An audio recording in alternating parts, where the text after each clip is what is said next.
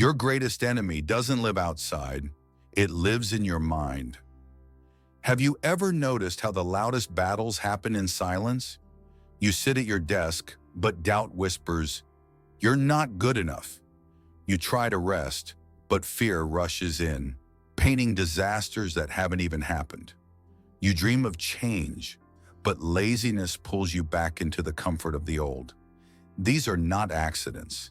These are inner enemies, silent shadows that creep into your life every day. Stress that burns your chest, overthinking that steals your sleep, procrastination that kills your dreams, fear of failure that paralyzes your steps. You blame the world, the job, the people around you, but deep down, you know it's not them. The real struggle is within. The Buddha once said, "Greater than conquering 1,000 men in battle is conquering yourself." That's because the enemy outside cannot chain you, but the enemy inside can. In this video, we will expose the 5 inner enemies that weaken your spirit: doubt, fear, laziness, arrogance, and distraction. We will see how they disguise themselves as comfort, as rest, as safety, and we will uncover how Buddhist wisdom can defeat them, not with violence, but with awareness, discipline, and presence. This is not a fight against the world. It is a fight for your freedom. Stay with me, because once you recognize these enemies, you'll realize they were never here to destroy you. They were here to awaken you. Enemy 1. Doubt. The voice of I can't. Doubt doesn't mean you can't. It means you fear to try. Doubt is perhaps the most cunning of all the inner enemies. It doesn't roar like anger. It doesn't sting like fear. It whispers persuasively, "Don't even try. You'll only fail." And because its voice sounds like your own, you believe it. Doubt is not a wall, it's a shadow. Think about it. How many dreams have you buried before they even took their first breath? How many opportunities have you let pass because you thought, "I'm not ready, I'm not enough"? This is the silent theft of doubt. It kills your future before it is born. There's a Zen story of a young disciple who stood frozen before a narrow wooden bridge over a rushing river. His legs trembled, his breath quickened, and he whispered, "Master, the bridge is shaking."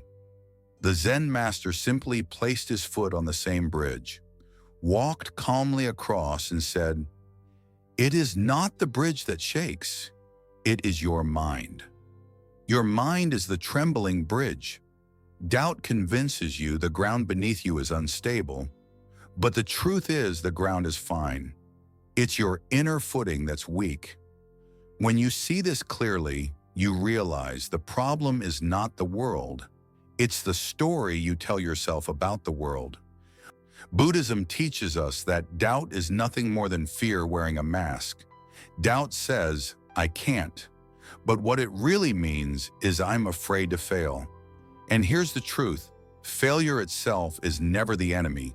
Fear of failure is. Confidence is not born, it is built. Every monk, every teacher, every enlightened being you admire has stumbled, hesitated, and questioned themselves. The difference is, they chose to act anyway. They understood that confidence doesn't arrive before action. It grows after action. Like muscles in the body, confidence strengthens only when exercised. So how do you defeat the enemy of doubt?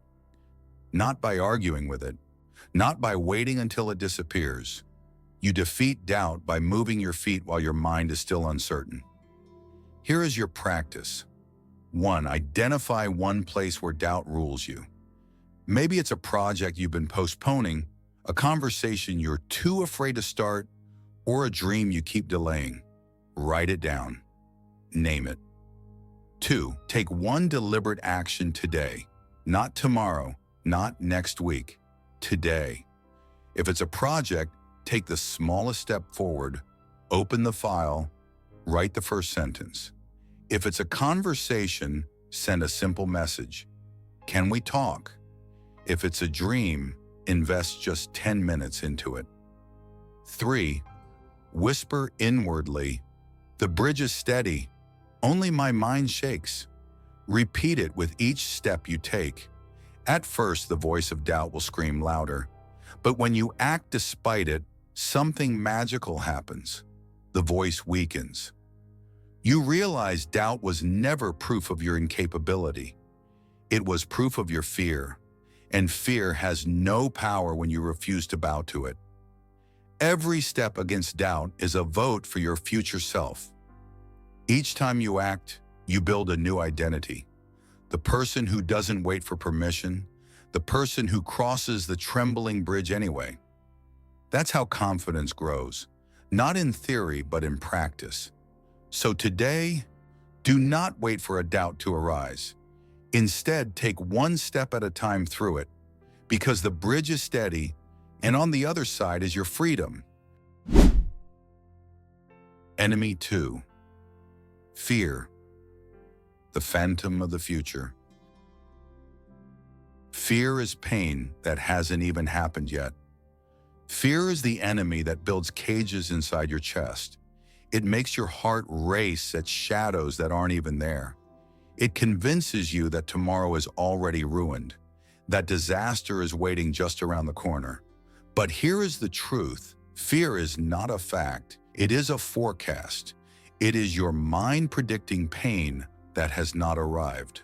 Fear does not protect you. It paralyzes you. Think of the countless opportunities you've turned away from, the conversations left unsaid, the risks you never took. Not because you were harmed, but because you imagined harm. Fear robs you not of safety, but of life. There is a story from the Buddhist time. One day a violent storm broke over the forest. Trees shook, thunder cracked, and lightning split the sky. Ananda, the Buddha's attendant, trembled with fear. He asked, "Master, what if the storm destroys us?" The Buddha smiled and pointed to the ground. "Right now, are you safe?" Ananda nodded. "Then stay in this moment. The storm outside cannot harm the calm within." Fear only lives when you abandon the now. When you stay with this breath, this step, this very heartbeat, fear has no room to grow. Fear feeds on what ifs. What if I fail? What if they reject me? What if I lose everything? But all those futures are illusions. The only reality is here. Buddhism teaches that fear is not a monster to slay. It is a mirage to see through. Like mist on a river, when the sun of awareness rises, it dissolves. So how do we dissolve fear? By bringing ourselves back to the present again and again. Here's your practice. 1. Sit comfortably. Place one hand on your belly and one on your heart. Let your shoulders drop. 2. Take a slow breath in through the nose. Feel the belly rise under your hand. Hold for a brief moment. 3. Exhale through the mouth, longer than the inhale. Imagine the tension leaving like dark smoke. 4. With each inhale, whisper inwardly, "In this breath." With each exhale, "I am safe." 5. Repeat for at least 5 cycles. Don't fight the fear. Simply bring your attention back to the words, to the breath, to the body that is still alive, still steady, still here. Every calm breath proves fear is lying. Your body is not in danger right now. Your heart is still beating. The room still holds you, yet fear screams as if the sky is falling. This simple mantra cuts through its illusions. Remember, fear pulls you into the phantom future. The breath returns you to reality. A Zen master once told a disciple who feared failing in life, "Stand in the rain. Does the rain ask if you are worthy? No, it simply falls, and you walk." Fear is like that. It comes, but you can still walk. Fear doesn't disappear before action. It disappears in action. Each time you breathe through fear, Each time you act while it trembles in your chest, you reclaim your freedom. So the next time fear arrives, do not run. Do not fight. Place your hand on your heart, breathe and whisper, "In this breath, I am safe," because right now you are. Enemy 3. Laziness. The thief of purpose. Laziness isn't tiredness. It's forgetting your why. You know this feeling. The alarm rings. Your body is not broken, but your spirit whispers, "Stay down." You tell yourself you're tired, but the truth is deeper. You've lost sight of why you should rise. Laziness is not about lack of strength. It is about lack of clarity. It creeps in not because you cannot act, but because you cannot remember what truly matters. Laziness doesn't steal your energy. It steals your purpose. Think back to a time you were deeply in love with a project, a person, or a dream. Did you complain about being tired? Did you need motivation to get up? No. You woke up buzzing because your why was alive. But when purpose fades, even the smallest task feels heavy. This is why laziness is dangerous. It does not show up as an enemy at your door. It lives inside you, whispering, "Later, tomorrow, not today." A Zen story tells of a monk who trained every dawn, no matter the weather. When asked if he ever woke up and thought, "I don't feel like training," he laughed. "Of course, but feelings are clouds. The path is the sky, and the sky does not wait." The lesson is clear. Waiting to feel ready is the quickest way to stay stuck. Action comes first. Energy comes second. Many think they must feel inspired to act, but Shaolin monks flip the order. They act first, and inspiration follows. They rise before sunrise, not because it feels good, but because their vow matters more than their mood. So how do you defeat laziness? Not with guilt, but with purpose. Here is your practice. 1. Write your why. Take one piece of paper. Write the reason you wish to rise each morning. Be specific. I rise for my children. I rise for my health. I rise for the person I know I can become. 2. Place it by your bed. Each morning before your feet touch the ground, read it out loud or whisper it to yourself. 3. Stand up immediately. Don't wait for the mind to debate. Don't let laziness argue. As the Buddha taught, better to take one step on the path than to dream of walking 1,000. 4. Anchor the energy. Once standing, place your palms together at the heart, take one breath, and say silently, "Today I rise from my why." This seals your intention into action. Discipline is compassion in disguise. Too many think discipline is harsh, but true discipline is an act of love. It says, "I care about my future self enough to move now, even when my present self resists." Remember this. Laziness thrives on forgetfulness. Every time you reconnect with your purpose, it shrinks. Every time you act despite resistance, it dies a little more. The Buddha himself warned of sloth and torpor, two hindrances to awakening. They are not destroyed by waiting, but by remembering why you began. Your purpose is stronger than your mood.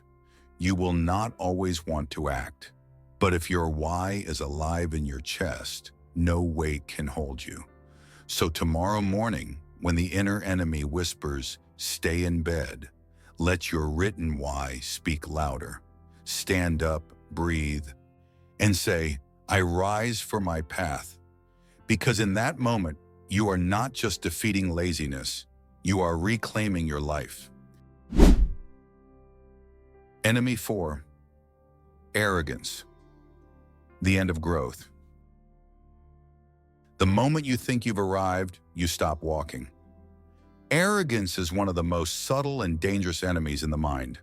Unlike fear or doubt, it doesn't shout, it whispers, You already know enough. You're better than them. There's nothing left to learn. And in that moment, your growth freezes. You stop listening. You stop learning. You stop walking the path. Arrogance doesn't make you bigger. It makes your world smaller. Think about it. Every time you assume you already know, you shut the door on wisdom that could have changed you. The tragedy of arrogance is not just pride. It is the blindness that keeps you locked in the same cycle. You see only your reflection, never the horizon. There is a famous Zen story. A scholar visited a master eager to learn Zen. He spoke at length about his knowledge of scriptures and philosophy. The master listened silently, then began pouring tea into the scholar's cup. The cup filled, then overflowed, spilling everywhere. The scholar shouted, "Stop! The cup is full!" The master smiled. "Exactly. You are like this cup, so full of your own opinions, there is no room for anything new. Empty your cup, and then you may taste Zen." Humility is not weakness. It is the doorway to endless wisdom. When you admit you don't know, you create space, and in that space, wisdom flows. The Buddha himself never claimed perfection. He called himself a student of truth, forever walking, forever learning. If the awakened ones stayed humble, what excuse do we have? So how do we defeat arrogance in daily life? With practice, with ritual, with conscious humility. Here's your practice. 1. End your day with a humility question. Before bed, ask, "What did I learn today?" If you cannot answer, it means arrogance has stopped you. It doesn't have to be profound. One insight, one observation is enough. 2. Bow to life each morning, not in a grand ceremony, but in spirit. When you wake, place your palms together, breathe once, and whisper, "Teach me today." This sets the mind to receive instead of resist. 3. Listen more than you speak.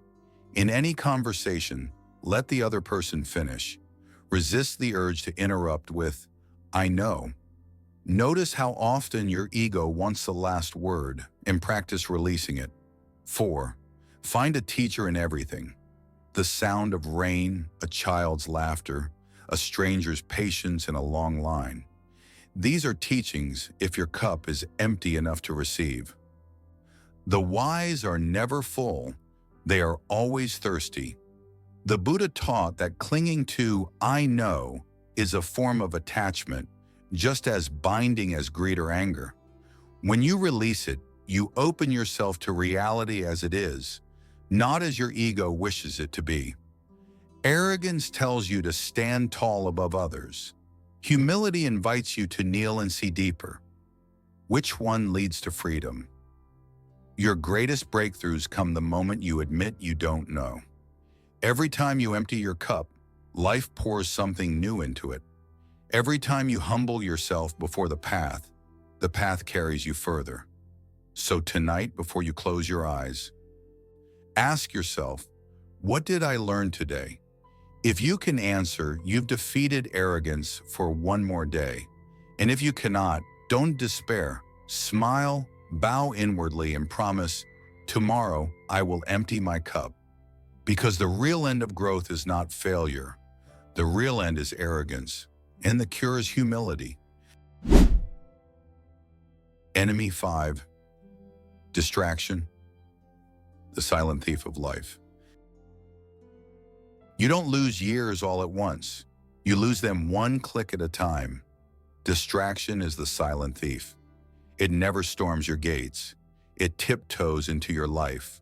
One notification, one video, one careless scroll at a time.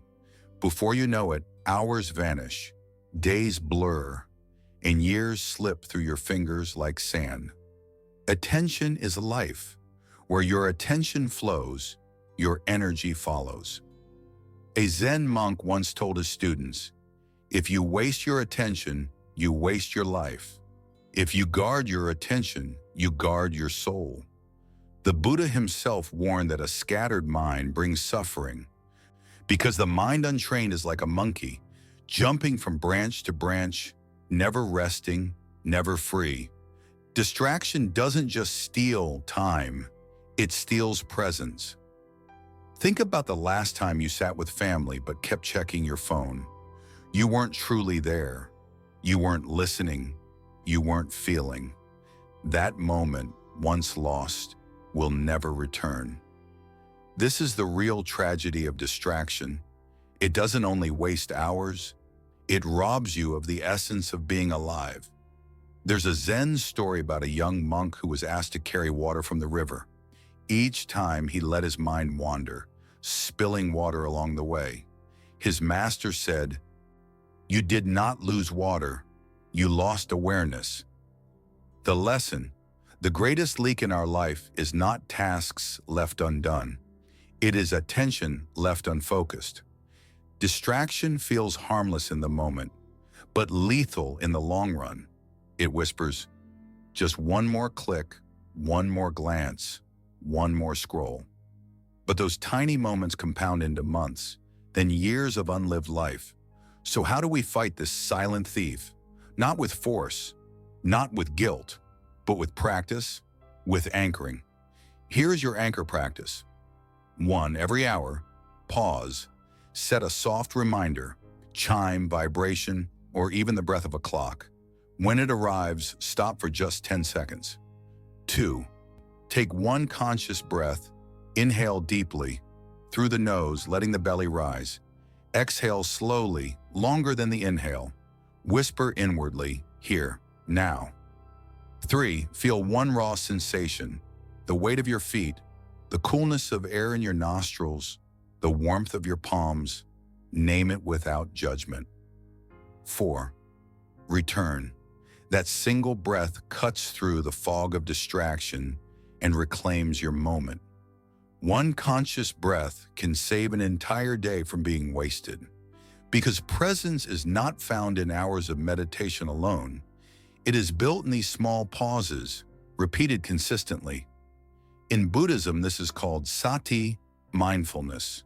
Not a rigid practice, but a remembering. A remembering of where you are, of who you are, of what matters most. Imagine this. 10 times a day you pause for one breath. That's only minutes. Yet in those moments, you take back control. You remind me of distraction. It has no throne in your mind. You become the master again. Distraction makes you reactive. Presence makes you free. If you let distraction rule, life will always feel fragmented, restless, incomplete. But if you anchor your awareness, life sharpens into clarity. Food tastes richer, conversations run deeper. Even silence feels alive. The truth is simple. You don't defeat distraction by cutting off the world. You defeat it by choosing where to place your mind, again and again, one breath at a time. So the next time you feel pulled into the endless scroll, remember, every stolen moment is a stolen piece of your life. Stop, breathe, anchor, and return to what is real. This moment, this breath, this life. Once you defeat the enemy within, no force outside can truly harm you. Think back on the 5 shadows we uncovered together. Doubt, fear, laziness, arrogance, and distraction. They don't scream, they whisper. They don't appear as monsters, but as habits. And yet, they are the chains that keep your spirit from walking free. The greatest victory is not over the world, it is over yourself. You don't need to crush others, prove yourself to strangers, or win every battle outside. The real war has always been inside. The voice that says you can't, the phantom that says, what if you fail? The comfort that lures you to sleep while your purpose waits. The pride that stops you from learning. The endless scroll that steals your life 1 hour at a time. But here's the truth. These enemies can be unlearned. You were not born with them. You picked them up along the way. And now, with awareness and practice, you can set them down. When you rise tomorrow and take one deliberate breath before the day begins, that is victory. When you choose discipline over comfort just once more, that is victory. When you notice doubt and still move forward, you have already won. Mastery is not loud. It is quiet, steady, and unshakable. And when you master the inner war, nothing outside can truly defeat you. So tell me, which inner enemy are you battling right now? Comment below. Share this video with someone silently fighting their war. And if this message gave you strength, subscribe to walk this path of Buddhist wisdom together. Because victory is not in the future, it begins now, in this breath, in this choice.